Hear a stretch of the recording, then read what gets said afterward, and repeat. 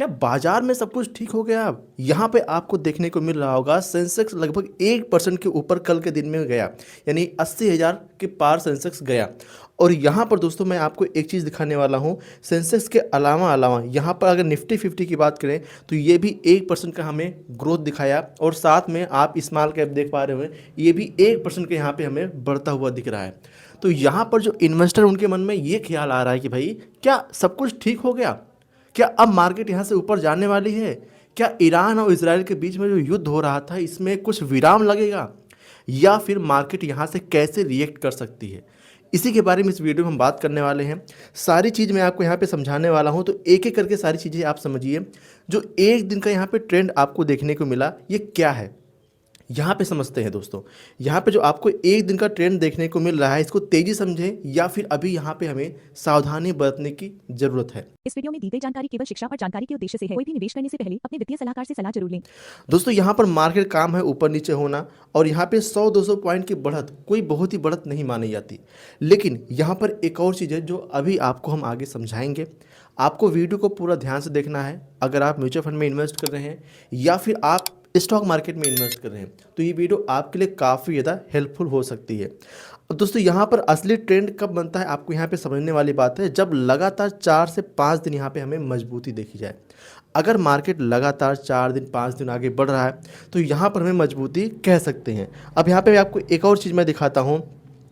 देखिए यहाँ पर अगर वैल्यूम, ठीक है, खरीदारी की मात्रा बढ़े और यहाँ पर बड़े निवेशक भरोसे के साथ एंट्री करें, तब तो हम समझ सकते हैं कि मार्केट यहाँ पर हमें ग्रीन सिग्नल दिखा रहा है।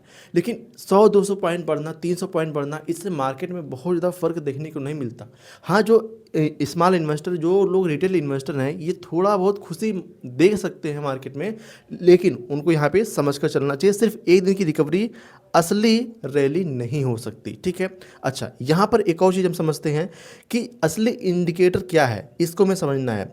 दोस्तों जब यहाँ पे वॉर वाली सिचुएशन चल रही हो, जब बड़ी बड़ी कंट्री आपस में लड़ रही हो, यहाँ पर कुछ इंडिकेटर होते हैं जिसको हमें समझना जरूरी होता है। अगर इन इंडिकेटर को समझेंगे तो हमें समझ में आएगा कि जो वॉर वाली सिचुएशन चल रही है, जिसकी वजह से मार्केट में उथल पुथल मचा हुआ है, क्या ये सच में अब रुकने की कगार पे है?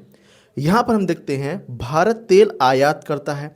अगर ब्रेड क्रूड $80 से ऊपर बना रहता है तो ये संकेत है कि वैश्विक तनाव अभी ख़त्म नहीं हुआ है। जो अभी क्रूड ऑयल का प्राइस लगातार बढ़ रहा है, इसकी वजह से हम इंडिकेटर इसको मान सकते हैं कि अभी भी तनाव बना हुआ है।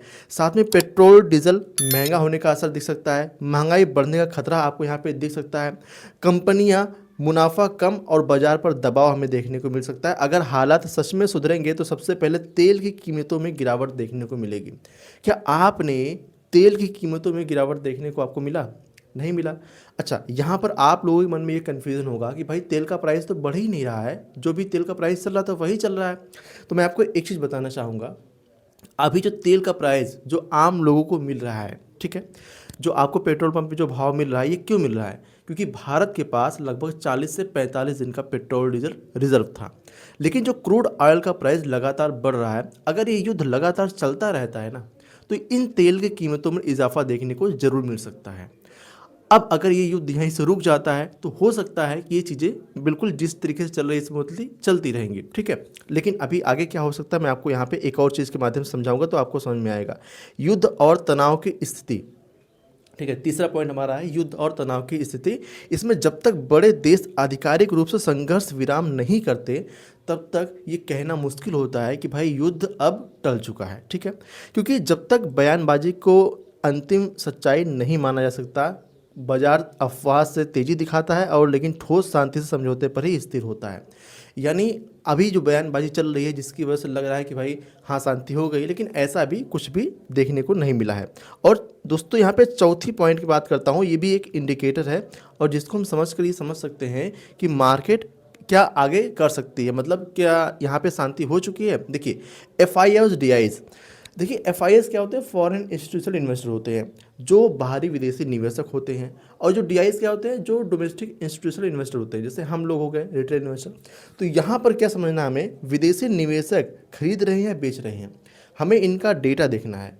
अगर भाई विदेशी निवेशक खरीद रहे हैं तो समझ लीजिए कि मार्केट अब सही डायरेक्शन में जा रही है, ठीक है।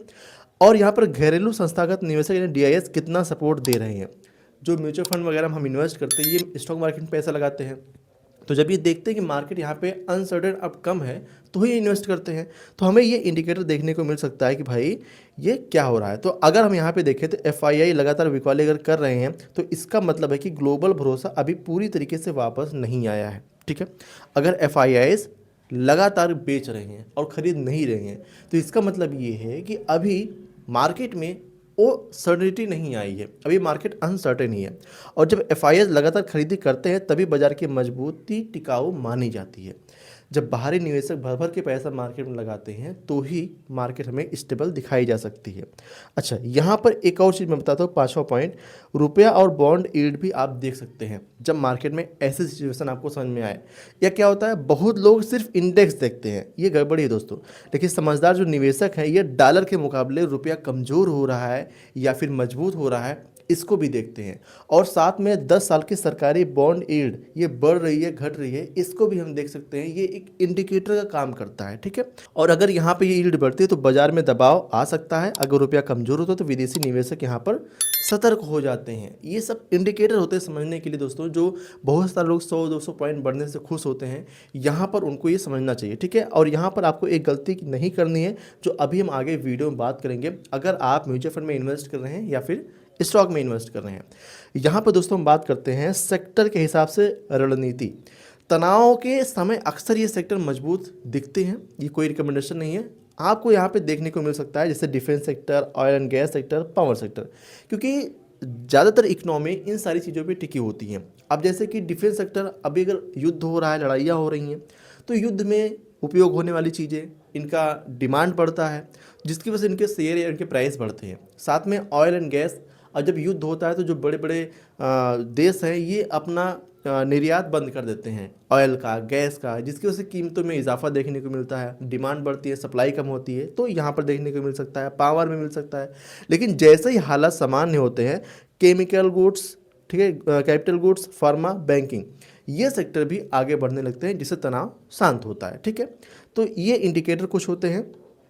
अब यहाँ पर हम बात करते हैं लमसम अभी करें या नहीं करें। ये बहुत ही बड़ा सवाल है, हमारे कमेंट में 2-4 बार आ चुका कि भाई मार्केट गिरी थी, यहाँ से रिकवरी दिखा रही है, तो क्या यहाँ पे लमसम करना ठीक रहेगा नहीं रहेगा। यहाँ पर समझते हैं जरा सा एक एजुकेशन पर्पज़ के लिए। देखिए, अगर बाजार अस्थिर है, पूरा पैसा एक साथ लगाना बहुत ही बड़ा नुकसानदायक हो सकता है। हिस्सों में निवेश करना बेहतर रह सकता है। ठीक है, पहला पॉइंट बिल्कुल नहीं करना है बड़ा पैसा लगाना। दूसरा, अगर आप छोटे छोटे पार्ट में इन्वेस्ट करना चाहते हैं, एग्जाम्पल के लिए हम मान लेते हैं आपके पास यहाँ पे 10,000 रुपये इन्वेस्ट करने के लिए, ठीक है, आपके पास यहाँ पे 10,000 रुपये इन्वेस्टमेंट करने के लिए हैं, तो आप इसको यहाँ पर 1,000 करके 10 बार में इन्वेस्ट कर सकते हैं। ये आपके लिए ज़्यादा बेहतर होगा। ठीक है, ऐसे आप कर सकते हैं। ठीक है, अब यहाँ पर हम बात करते हैं SIP। ठीक है, SIP या एंट्री ज़्यादा सुरक्षित होती है, मतलब आप छोटे छोटे इन्वेस्ट कर सकते हो, SIP के थ्रू इन्वेस्ट कर सकते हो, ये ठीक हो सकता है।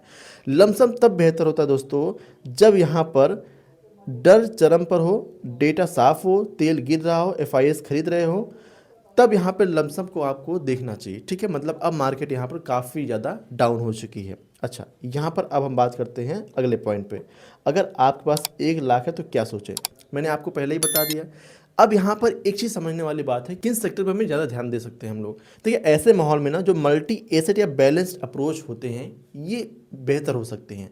पूरा पैसा हाई रिस्क स्मॉल कैप में नहीं डालना चाहिए, डाइवर्सिफिकेशन जरूरी है, और उद्देश्य होना चाहिए भाई कि पूंजी आपकी यहाँ पर सुरक्षित और संतुलित वृद्धि करे, मतलब बहुत ज़्यादा रिस्की में ना इन्वेस्ट हो। हमारा मल्टी एसेट क्या है, यहाँ पर कई सारे एसेट क्लास में इन्वेस्ट किया था आपका पैसा, तो इसीलिए यहाँ पर थोड़ा सा ये अच्छा माना जाता है। अब यहाँ पे कुछ चीज़ टेक्निकल लेवल में भी मायने रखती हैं। ये क्या होती है, जैसे अगर इंडेक्स अपने महत्वपूर्ण लेवल से ऊपर टिकता है तो मजबूती की संभावनाएं बढ़ जाती हैं। ठीक है, अगर यहाँ पर सपोर्ट टूटता है तो घबराहट बढ़ सकती है, मार्केट में लोग डर सकते हैं, इसलिए खबर नहीं चार्ट भी आपको देखना चाहिए। ठीक है, जिसको देखने के बाद आपको समझ में आता है चीज़ें, और जो मैंने आपको अभी इंडिकेटर बताया ये आपको ध्यान में रखना है।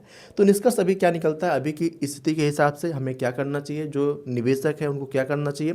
तो भाई यहाँ पे देखिए, आप समझिए कि हल्की तेजी है, तेल अभी ऊँचा है, तनाव पूरी तरीके से खत्म नहीं हुआ, बड़े निवेशक अभी सावधान है। तो ये 4 पॉइंट आपको बहुत ही ज़्यादा समझ कर इन्वेस्ट करना चाहिए अपना। जो मैंने आपको बताया हल्की तेज़ी अभी यहाँ पे दिख रही है, तेल अभी ऊंचा आपको दिख ही रहा है, बढ़ ही रहा है और तनाव पूरी तरीके से अभी ख़त्म नहीं हुआ है। साथ में बड़े निवेशक अभी अपना पैसा यहाँ पर ज़्यादा नहीं लगा रहे, सावधान है।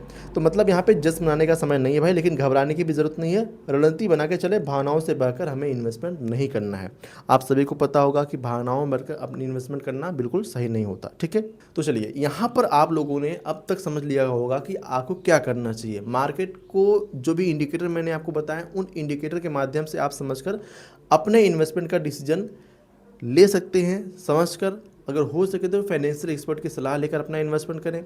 एक चीज़ आप करें कि आप कभी भी ऐसी सिचुएशन में डायरेक्ट पैनिक होने के बजाय आपको थोड़ा सोचना है, समझना है कि मार्केट ने भी ऐसा पिछली कई बार किया है कि नहीं किया है। अभी तो मार्केट बहुत नीचे नहीं गई थी, लेकिन बहुत बार मार्केट नीचे भी गई है और लॉन्ग टर्म में ऊपर भी गई है। तो ऐसे में आपको अपने इन्वेस्टमेंट को ज़्यादा छेड़छाड़ नहीं करनी है। आई होप आपको इस वीडियो के माध्यम से समझ में आया होगा कि आपको अपना इन्वेस्टमेंट क्या करना चाहिए। मेरे हिसाब से अभी डरने की कोई ज़रूरत नहीं है। बस अपना इन्वेस्टमेंट सही तरीके से डाइवर्सिफिकेशन के साथ इन्वेस्ट करें। किसी एक सेक्टर में इन्वेस्ट करेंगे तो आपको ज़्यादा यहाँ पर रिस्क होने की संभावनाएं होती हैं। सो आई होप आपको ये वीडियो पसंद आएगी। वीडियो पसंद, वीडियो को लाइक कीजिएगा। अगर आप चैनल पहली बार आए, सब्सक्राइब नहीं किए हैं तो चैनल को सब्सक्राइब कर लीजिएगा और ऐसे ही मार्केट वाली न्यूज़ आपको मिलती रहेंगी। एक चीज़ मैं आपको बताना चाहता हूँ कि आप न्यूज़ के भरोसे मत बैठे रहिए। अगर आप लगातार दिन में न्यूज़ देखते रहेंगे तो आप बहुत ज़्यादा पैनिक होते रहेंगे और अपने पोर्टफोलियो को लेकर बहुत सारे गलत डिसीजन ले लेंगे। तो न्यूज़ कोशिश करिए कि कम से कम देखिए, क्योंकि न्यूज़ वाले कोई चीज़ अगर 1 पॉइंट हुई तो उसको 100% दिखाते हैं और कोई अगर 100% हुआ भी उसको 1000% बना के दिखाते हैं। उनका काम ही है। तो आपको डरना नहीं है। कुछ ऐसे चैनल फाइंड करने हैं जहाँ पर आपको सही तरीके से नॉलेज मिल पाए। तो आप हमें भी सब्सक्राइब कर सकते हैं। हमसे जुड़ने के लिए हमने डिस्क्रिप्शन बॉक्स में, कमेंट बॉक्स में लिंक दे रखा है, आप हमसे वहाँ से डायरेक्ट जुड़ सकते हैं। तो इस वीडियो में इतना ही। चलिए मिलते हैं नेक्स्ट वीडियो, तब तक के लिए जय हिंद, जय भारत। इस वीडियो में दी गई जानकारी केवल शिक्षा और जानकारी के उद्देश्य से है। कोई भी निवेश करने से पहले अपने वित्तीय सलाहकार से सलाह जरूर लें।